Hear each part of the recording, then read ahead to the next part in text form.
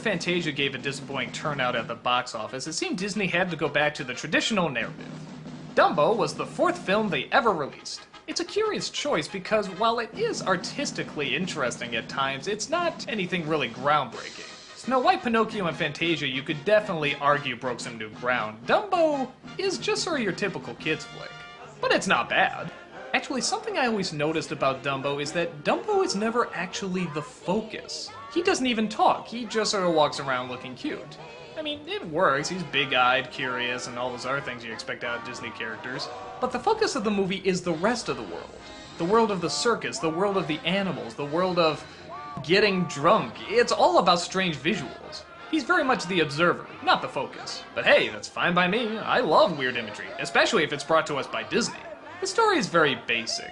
An elephant gives birth to a little elephant that's born with big ears. He's considered an outcast and often gets into trouble for it. While one kid goes too far in making fun of him, the mother takes the guy and starts beating the crap out of him. Thus he gets thrown away in the cellar and Dumbo is left on his own, just with one little friend, a circus mouse. The rest of the movie is just things going wrong, weird people and weird things approaching him, and Dumbo looking confused. Again, I don't have a problem with it if it's done well, and it's done reasonably well. It's just a weird, strange environment that they built for him.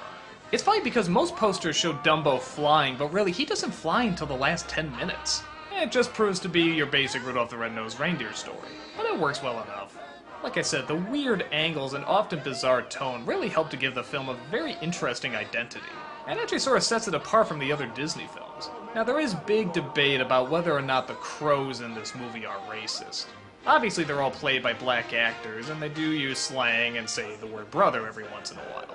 But Disney never pulled it like they did Song of the South or some of the other racially insensitive cartoons. And from the standpoint of just a dumb white kid, I thought they were cool. They had style, they had class. They're the ones that made Dumbo fly. What's not to like? They're friggin' awesome. Now again, I'm speaking as a dumb white kid. Maybe there's something there I'm missing, but for me personally, I never saw the problem. The pink elephant scene, though entirely pointless, is friggin' awesome. I loved this scene as a kid, I love it now. It's weird, it's strange, it's kind of dark, it's almost creepy, but it's also very enjoyable. The animation is flowing, the weird designs they come up with are just surreal. It's just pure craziness. And yeah, there's really no point to it, but I friggin' love it.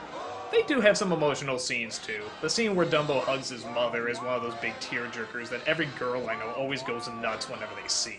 And like I said before, the world they create for Dumbo is always big, massive, and threatening.